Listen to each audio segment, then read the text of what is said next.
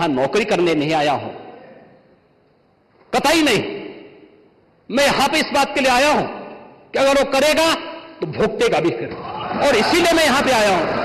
इनके लिए bullet train चलेगी, चिंता मत करो, और उस बुलेट ट्रेन की तैयारी की जा रही है। लेकिन अगर किसी ने अव्यवस्था पैदा करने का प्रयास किया है तो फिर उसका भुक्तभोगी भी उसको बनना ही पड़ेगा।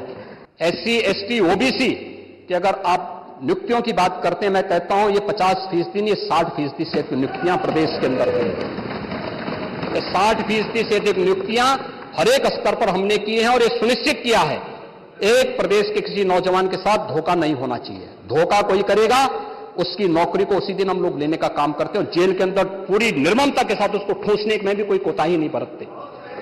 आपको बुलडोजर से डर लगता है, लेकिन ये निर्दोष के लिए नहीं है, उन्हीं अपराधियों के लिए है जो प्रदेश के नौजवानों के भविष्य के साथ खिलवाड़ करते हैं, जो प्रदेश के व्यापारी और बेटी की सुरक्षा में सेंध लगाने का काम करते हैं, जो प्रदेश के अंदर अराजकता पैदा करके सामान्य लोगों का जीना हराम करते हैं। मेरा दायित्व बनता, मैं यहां नौकरी करने नहीं आया हूं, कतई नहीं। मैं यहां पे इस बात के लिए आया हूं कि अगर वो करेगा तो भुगतेगा भी फिर, और इसीलिए मैं यहां पे आया हूं कि हम लोग उससे लड़ेंगे। ये लड़ाई हमारी सामान्य लड़ाई नहीं है, ये प्रतिष्ठा की लड़ाई भी नहीं है। मुझे प्रतिष्ठा प्राप्त करनी होती तो मुझसे से ज्यादा प्रतिष्ठा अपने मठ में मिल जाती है, कोई आवश्यकता नहीं मेरे लिए। लेकिन इस प्रकार के गुमराह भरे तथ्यों को लेकर क्या बातें हैं आप लोग बोलते हैं, इस प्रकार के अनावश्यक बातों की तरफ आप ध्यान आप इस प्रकार की चर्चाएं करते हैं। लेकिन मैं कहना चाहूंगा, और अंत में मैं केवल एक ही बात कहना चाहूंगा, एक काट की हंडिया बार बार नहीं चढ़ने वाली है, तो उसका समय पूरा हो गया है, अब नहीं चलने वाला है।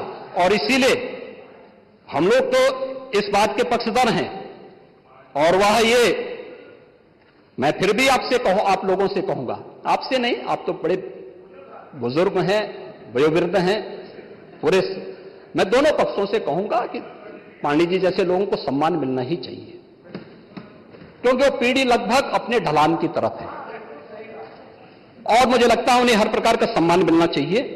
लेकिन हम लोग जो भी योजना बनाते हैं यह धरती पर पांव रख करके बनाते हैं, व्यवहारिक जगत का। मैं आपकी बात को इसलिए सुन रहा था, मैंने एक भी बार आपको डिस्टर्ब इसलिए नहीं किया क्योंकि मैं जानता था कि आप जमीन पर रह करके सारी बातों को यहां व्यवहारिक स्तर पर बोलते हैं।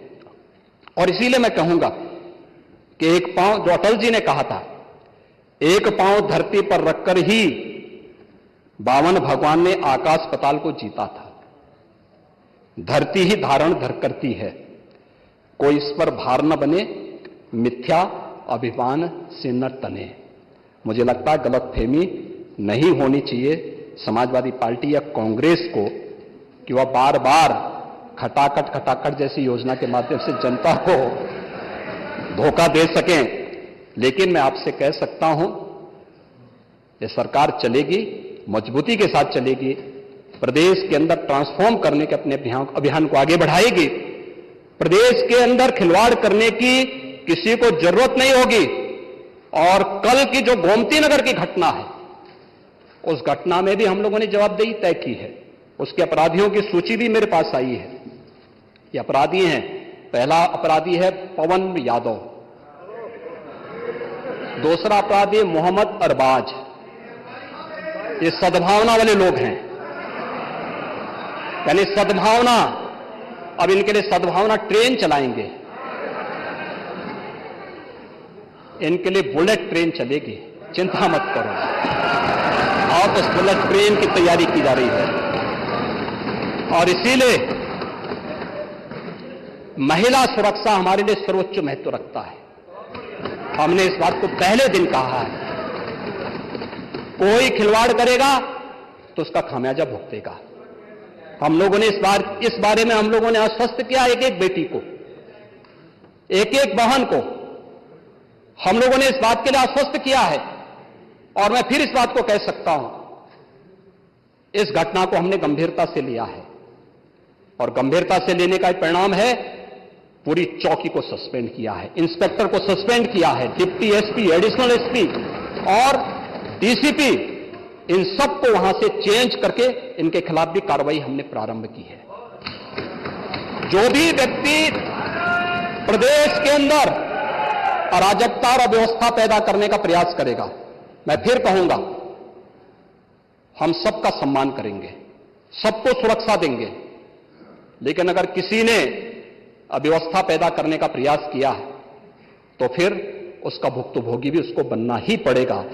मैं यही आपसे भी कहूंगा कि आप अपने लोगों को भी इसके लिए तैयार करेंगे कि वे कानून का पालन करने की दिशा में आगे बढ़ेंगे, तो मुझे लगता है कि यह अच्छी दिशा में आगे बढ़ पाएगा।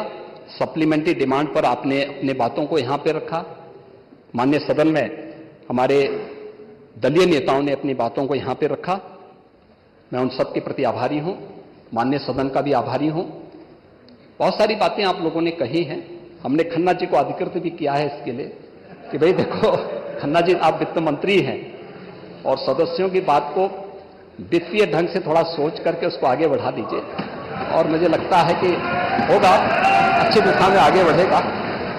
लेकिन हमें चिंता इस बात की होती है कि सदस्यों के बारे में परसेप्शन गलत न जाए बाहर।